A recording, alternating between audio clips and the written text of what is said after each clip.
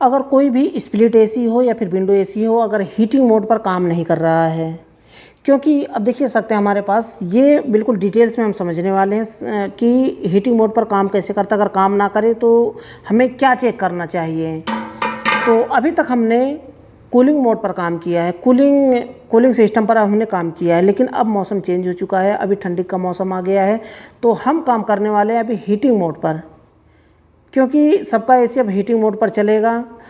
क्योंकि सर्दियों के मौसम में जाहिर सी बात है, क्योंकि इसीलिए हीटिंग और कूलिंग यूनिट लगाया जाता है, ताकि सर्दी के मौसम में हीट मोड पर चलाया जाए और गर्मी के मौसम में कूल मोड पर चलाया जाए।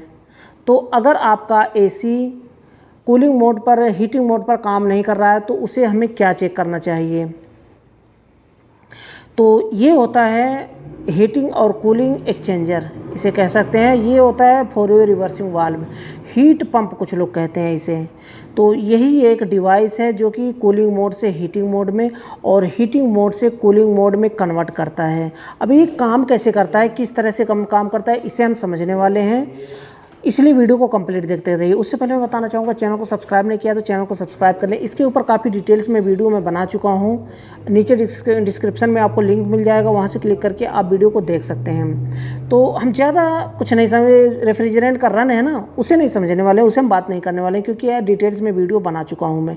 इसमें सिर्फ हम बात करेंगे कि अगर हीट मोड पर काम नहीं कर रहा है तो हमें क्या क्या चेक करना चाहिए।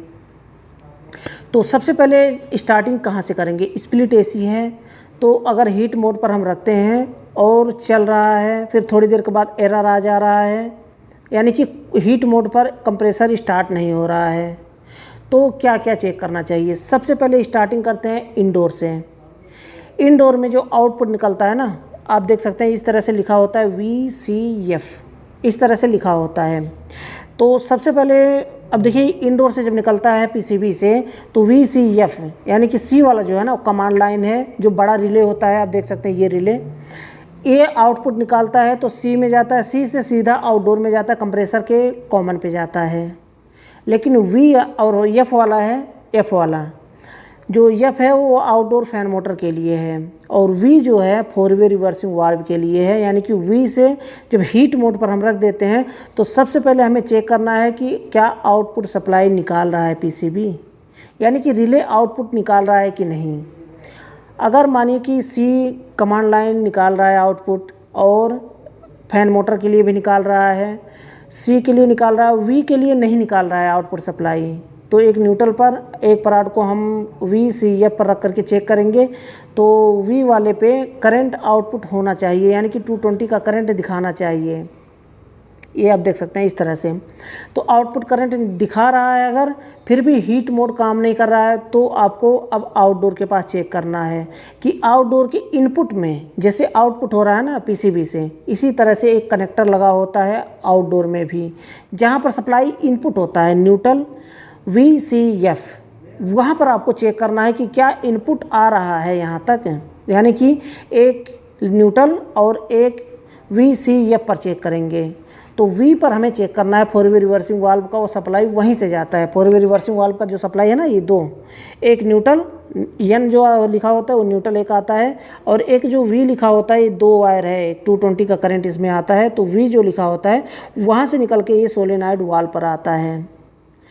तो उसे हम चेक करना है जो कि इनपुट में, कि वहाँ पर इनपुट हो रहा है कि नहीं आउटडोर में। अगर V पर 220 का करंट आ रहा है तो आपको अब आगे बढ़ना है कि ये सोलेनॉइड वाल्व ख़राब तो नहीं हो गया है, तो इसे आपको चेक करना है। तो इसे चेक करने के लिए आप चेक कर सकते हैं, मैं इसके लिए भी कंप्लीट वीडियो बना रखा हूँ। मैं आपको बता रहा हूँ कि अगर ये देखिए ना, ये सही है, इसका कॉइल होता है, आप उसे चेक कर सकते हैं, किलोमीटर से भी चेक कर सकते हैं, या फिर आप इसे सीरीज से भी चेक कर सकते हैं, वह आप इसे चेक कर सकते हैं। ये 220 का करंट अगर इसमें आ रहा है सप्लाई यहाँ तक, तो समझ लीजिए कि फिर भी अगर काम नहीं कर रहा है तो आप गैस एक बार चेक कर लें कि गैस की कमी तो नहीं है। अगर गैस है कंप्लीट तो फिर समझ लीजिए कि इसका जो स्लाइडिंग इसमें होता है ना, आप देख सकते हैं, इमेज में मैं दिखाने की कोशिश कर रहा हूँ, इसे भी कट करके मैं दिखाऊँगा। तो ये एक बार इधर स्लाइड होता है, एक बार इधर स्लाइड होता है।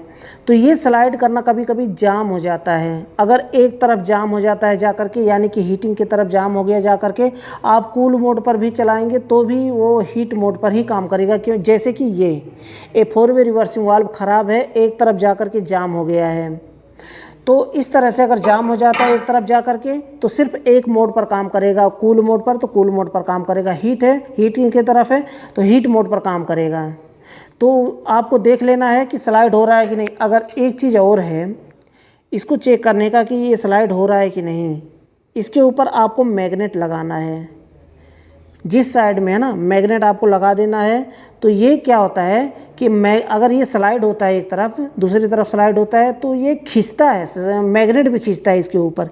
यहाँ पर लगाएंगे तो खींच करके इधर चला जाएगा, एक बार खींच करके इधर चला जाएगा। मतलब जब ये स्लाइड होगा, यानी कि कॉइल जब काम कर रहा होगा तो ये खींचता है इधर से उधर। वैसे ये मैं 8 साल से काम कर रहा हूँ, लेकिन ये कभी भी सोलेनॉइड वाल्व कभी ख़राब नहीं हुआ है। मैं चेंज नहीं किया हूँ इसको। जब भी ख़राब होता है या तो ये पाइप फट जाता है, या तो 4 वे रिवर्सिंग वाल्व में ये फट जाता है। मैं फटा ही चेंज किया हूँ। आज तक सोलेनॉइड वाल्व ख़राब नहीं होता है।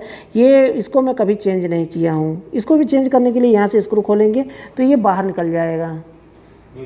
इस तरह से इसको हम चेंज कर सकते हैं सोलेनॉइड वाल्व को। तो इस तरह से काम करता है। अगर मानिए कि हीट मोड नहीं काम कर रहा है, हीटिंग नहीं दे रहा है आपको एसी, तो आप इसी तरह से चेक कर सकते हैं एक एक करके। इंडोर में चेक करना है, इंडोर का आउटपुट चेक करना है, फिर आउटडोर में इनपुट चेक करना है, उसके बाद ये सोलेनॉइड वाल्व चेक करना है। यहाँ तक सप्लाई आ रहा है फिर भी ये काम नहीं कर रहा है, तो समझ लीजिए सोलेनॉइड वाल्व ख़राब है, इसे रिप्लेस कर देना है। तो अगर ये जाम होता है, अगर मानिए कि कूलिंग मोड पर फिर भी गैस कंप्लीट है और सोलेनॉइड वाल्व भी सही है, फिर भी ये कूलिंग मोड पर से हीटिंग और सप्लाई भी 4 वे रिवर्सिंग वाल्व के लिए आ रहा है, लेकिन ये स्लाइड नहीं हो रहा है, यानी कि इधर से इधर स्लाइड नहीं जा रहा है, ये खींच नहीं रहा है, यानी कि जाम हो चुका है, तो आप इसको रिप्लेसमेंट कर देना है। अगर इंडिया करेंसी में बात की जाए तो इसको लगभग 1500 के अराउंड में इसका प्राइस होगा।